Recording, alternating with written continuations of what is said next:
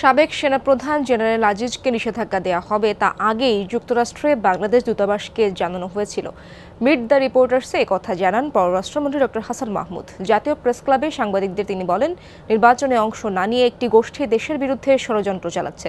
বাংলাদেশের নির্বাচন আন্তর্জাতিকভাবে সুষ্ঠু ও গ্রহণযোগ্য হয়েছে বলে জানান তিনি।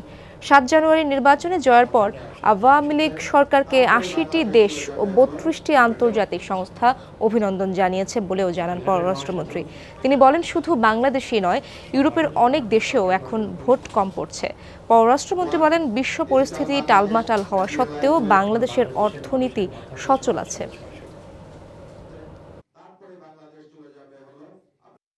দেশের বিরুদ্ধে ষড়যন্ত্রের অংশ হিসাবে ক্ষণে ক্ষণে বিদেশিদের দুয়ারে বিএনপি সহ তাদের মিত্ররা গেছেন এবং